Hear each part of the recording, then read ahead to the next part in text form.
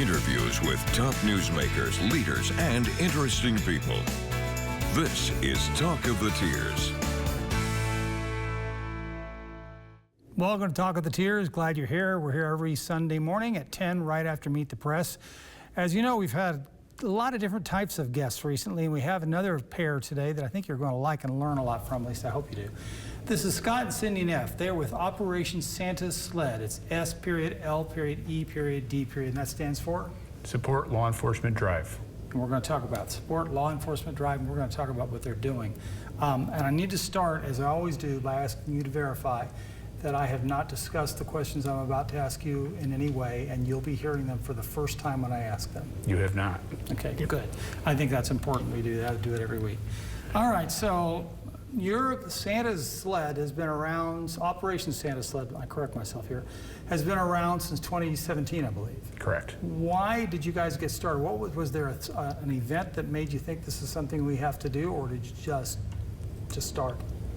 We were empty nesters, got back from a fancy vacation out west, and Cindy said to me, we're living pretty good here. We need to do something to give back to the community. And working at the time in each of our jobs with the law enforcement community, that's who we chose to support. Now, I know being married as long as I have, that sometimes my wife's version of things is a little different than mine. Do you concur, or do you have something you'd like to add? No, that's about how it started, and we both were working with the law enforcement community at the time, so it made sense to us to do that. Great. You're empty nesters. How many children? Combined between the two of us, 7. Wow. 10 grandkids. Man, that's the Brady Bunch, y'all. It is. Y2K Brady Bunch. So, how many people, when you got a project going on, and by the way, we're going to talk in a minute about how this operation has helped Chemung County Sheriff's Investigator Mike Thetke, but when you have a project going on, how many people besides you two are working on it? Well, we have 2 other people on our executive board, and we have about 20 volunteers that help us regularly. And you guys are based in? The Albany area. Albany area, but you cover a large geographic area. Cover the whole state. Oh, you do? We do. The entire state of New York? Yes. I did not know that. Yes. Okay, well, good. And so far, we've had families and agencies in 26 different counties. Wow, that's a lot of growth since 2017. Yeah, it's gotten bigger each year. Wow. Okay, well, I know, at least I would assume a lot of your work is around the holidays, but are you guys pretty much going all year with this? Since we decided to do this, this is really a major event, as you can well imagine. We started doing a summer raffle a couple years ago to raise some funds in the off season, so we didn't go into each gift buying season with basically no money in the bank. And then last year we had a record number of children and families, 10 families and 26 children just last season. And it really created some anxiety when we realized how many kids we had to support, and we only had a window of about 5 weeks for our typical fundraising before our volunteers shop for the kids. Cindy, let me back up a little bit, because I didn't ask you guys a key question that I should have asked you, which is, what does Operation Santa's SLED do? So we support law enforcement families who are having some type of personal crisis. We have supported families who have lost an officer due to line of duty death. It could be suicide, illness, injury, accident. We have actually in our Pedal for Presence, we have a widow who's going to be riding with us. Her husband passed away due to accidental carbon monoxide poisoning, and he had ridden his bike in the Law Enforcement United tour from New York to DC during Police Week. She's riding his bike in our Pedal for Presence. So we support all types of crisis that they might be having. We also have a family that we've supported who has a 2-year-old who has leukemia, spouse is going through breast cancer, anything like that. So you mentioned Pedal for Presence, and Scott, I want to come to you with this one, because I know Investigator Thetke, even though he almost died last year, he's going to ride in this event. Can you tell me something, as much as you can, about the event that's coming up, Pedal for Presence? Well, it's going to be a 46-mile loop starting and ending at Elm Avenue Park in Delmar, New York. 2x2, paced, full police escort the entire route, so the whole group will stay contiguous for safety purposes. Law enforcement front and rear, and traffic control. We're going to have 3 different rest stops During the course of the 46 miles, there are going to be silent tributes to 18 fallen members of families that we've supported over the years.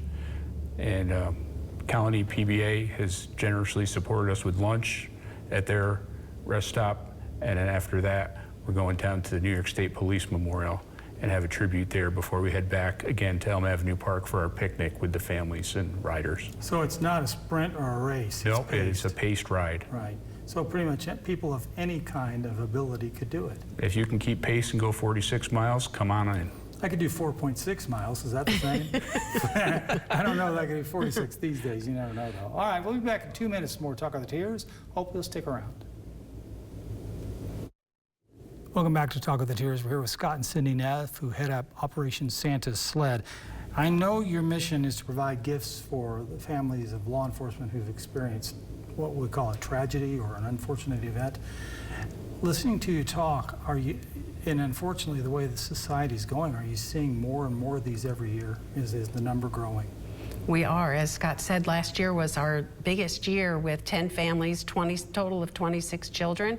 15 of those children were experiencing their first Christmas without their dad. Wow. So it was a very big year for us last year, and we just see that continuing. But I wanted to add also that our Christmas program is our biggest project that we do, but we do support families throughout the year whenever they have a need. And in addition to purchasing gifts off the children's wish list, we have provided cash donations to each family we've supported also. And going forward, one of our goals is to establish a scholarship program. Oh, that's nice. For the children of law enforcement who might be going off to college? Yes. That was going to be my next question, because I was going to say, I know you guys provide gifts, but that really doesn't adequately describe all that you do. No, we've had a number of typically widows tell us, well, just families even with long-term disability, people that had to retire for medical reasons. The gifts are only a small part of it. Being recognized and knowing that they've not been forgotten, especially if somebody retires, so quickly, people can often kind of fall out of contact with people when they're not around the office every day. And the support that they get, we've heard it time and time again, just how critical that is in addition to the gifts. I'd like to bring it to our area here for just a couple of minutes, talk about Investigator Thetke, because our whole area was, I think any right-minded person looked at what happened and said, oh my gosh, this is bad.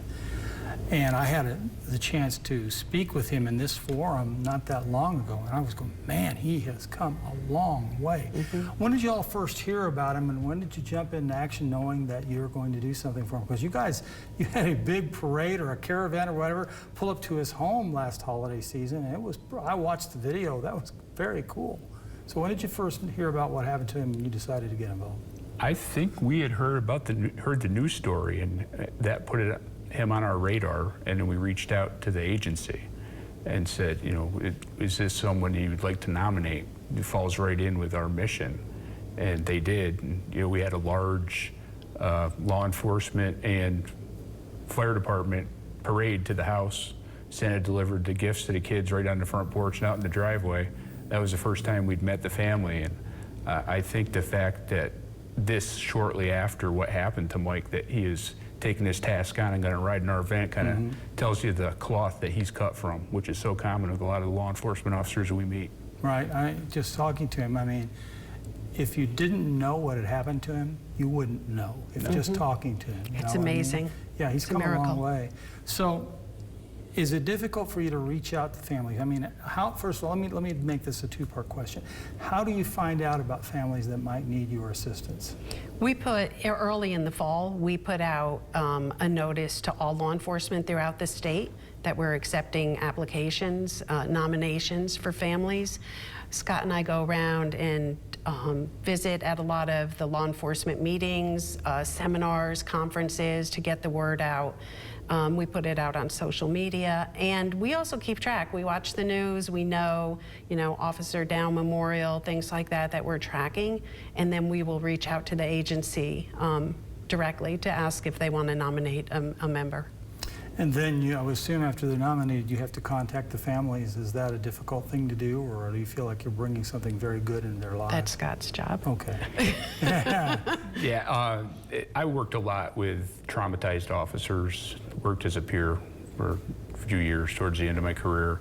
So I've gotten comfortable with approaching them about difficult subjects. So it's, we use a liaison from the agency to make initial contact. And then once that's established, I work directly with the families. We get wish lists from the kids, discuss what method they would like the gifts delivered. Our favorite, of course, is the parade, because it's such a visual spectacle, really special for the kids. Right. But we will also do breakfast or dinner with Santa, or if the family so chooses, we'll just get it to the family liaison and let them do their own private thing and not be involved at all. No fanfare. So the parade's coming up to the children's house. These kids, honestly, some have been through hell over the last year. Yes. What's it like seeing the look on their faces when you all pull up? It's absolutely amazing. It's so heartwarming. We did a parade for a fallen officer last year, which was one of the biggest parades we did, and who was an officer who passed away from Hudson City Police Department. And the turnout from the fire department, all the local law enforcement was so amazing. I was crying and laughing at the same time as the parade was approaching. I was overwhelmed and felt so good that we had so many people come out in support of this family. But then when I thought about the reason we were there, the tears started flowing too. Right. So it's a big mix of emotions. But at the same time, you're able to bring some good into their lives for a period of time. The kids are overwhelmed. Those little kids just stood there and they were in awe. They could not believe Santa was in their front yard. They were just amazed, and we see that over and over again with the children. They're just just amazed that Santa is actually at their house. That's just outstanding. I want to come and watch sometime. Well, you're more than welcome. Thank you. All right, we'll be back for more Talk of the Tears in 2 minutes. Please stick around. Welcome back to Talk of the Tears. This week, our guests are Scott and Cindy Neff, who are with Operation Santa SLED. So, let's say somebody wants to ride on the Jim Turpin 4.6 mile ride, or the real 46 mile ride. How do they get in touch with you, and how do they sign up? SLED.org is our website. OP. Santa's SLED. SantasSLED.org. Like possessive Santas, S-A-N-T-A-S. Yes. Mm-hmm. Okay, so SantasSLED.org. Yep, and look for the Pedal for Presidents link. You can volunteer, you can ride, sign up for either. You can buy tickets and just attend the picnic, see the event, meet the families that we're supporting that are able to attend this year.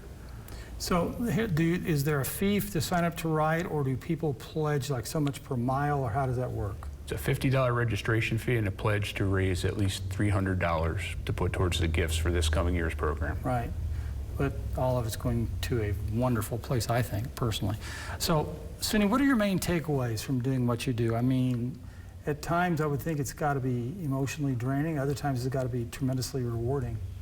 It really is. As I said earlier, just knowing the reason that we're there sometimes can be, pretty emotional, but knowing that we're helping. And I think really what keeps us going with this is the feedback that we get from the families. Last year we heard from so many of them that this was, the one thing that meant something so much to their child, that, a fallen officer, especially in the line of duty, there's a lot of events and ceremonies that the family needs to go through, but this was the one thing for her daughter that was just for that young girl, and it meant so much to them. So that's the thing that really keeps us going, knowing that. Because I think sometimes children have a really hard time, maybe more than adults. They don't show their feelings of this is going on. I mean, they'll cry at first and kind of, they'll be playing around the yard, and then where's my dad, or where's my mom, where are they coming back? Mm-hmm. So that's got to be, just to give them a little bit of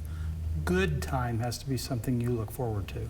Absolutely, and we know that this works because we have families that we've supported in the past that are now volunteers. We have one family whose dad had to medically retire. He had to have a heart transplant and couldn't work any longer. The year after we supported them, and they have 2 daughters, they have helped us every year since then. And the girls are, now one is in college, but they still come back. They're Santa's helpers. They're there giving the kids their gifts, and it's just a really good feeling. Scott, do y'all network with other similar organizations, and did you take something away from other organizations? Did you learn from others when you started up this? The first year was really an in-office, pass the envelope kind of effort.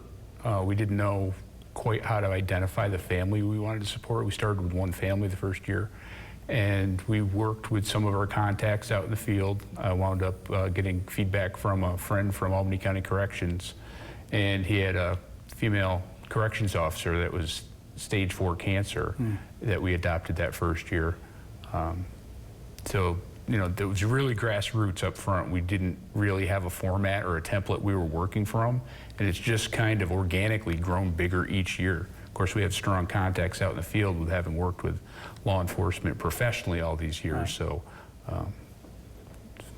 got our own network built at this point, basically. That's excellent. How long did it take you? Did you think like after year 2 or year 3, wow, we've really got something going on, or how long did that take to start really coming together? I think by the 2nd or 3rd year, when we were getting 4 or 5 families, we knew we were onto something that was going to be longer term. And you did how many last year again? 10 families, 26 children. Wow. That's exponentially grown for you since first on. So, Cindy, what are some of your favorite memories that you've taken away from some of these events you've done over the years? Last year we did it for a family who had 4 little children. The husband passed away unexpectedly due to an illness right before he was scheduled to retire. And we did a parade to the family's home, and they have a little 1-year-old who just, as soon as we got out of the truck and the parade had stopped, that baby came right to me, and I was holding the baby, and I was like, this is just so awesome. So our breakfast with Santas and dinner with Santas have been very special because you really get to spend time with the families, interact with them, hear their stories, get to hear them talk about their loved one who has passed on.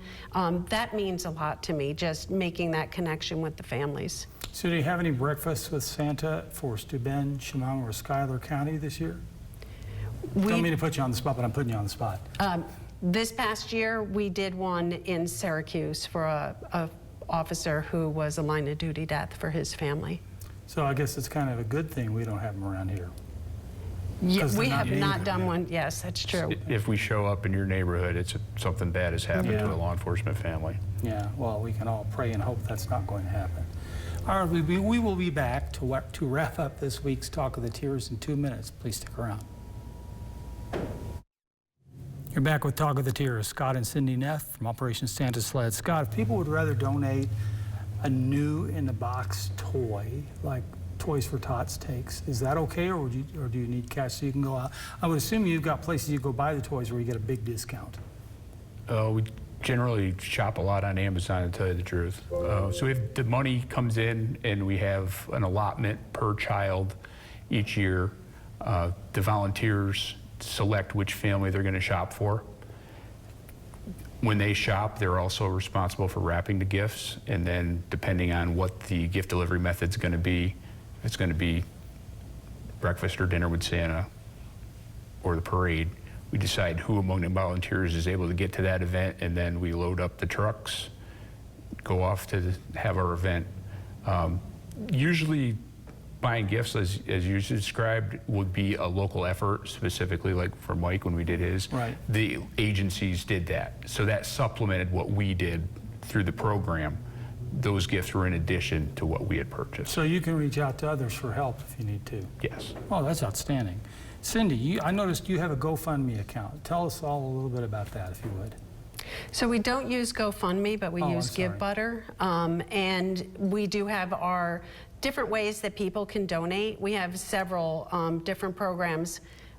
We've got Your Six, where people can donate $6, $46, whatever they want, one-time donation or a recurring donation. But we're encouraging $6 a week. Doesn't seem like much, but it can really help our program, and we want to let those families know that we've got their six. So that can be found on our website also. And we do different other types of fundraising. We just started a Commit to Six, where we're asking law enforcement PBAs to commit to $600 per year, so we know that we have a certain amount of funds coming in that we can count on. So they're making that pledge to give us $600 a year. So that's another program that we just started. Well, there's a lot of people in the state of New York, and I would assume there's a lot of people who support law enforcement and would like to support your effort. And if they were all to give $6 a month, let's say you get 50,000 people. I'm hoping for that. And they give $6 each month. That's wonderful seed money for y'all. Y'all could do a lot with that. Yes, we That would could. definitely put us on our way to having a scholarship fund. You know, that's right, scholarship funds. So let's talk for a minute about that. What kind of funds are you looking at for what kinds of students? College students?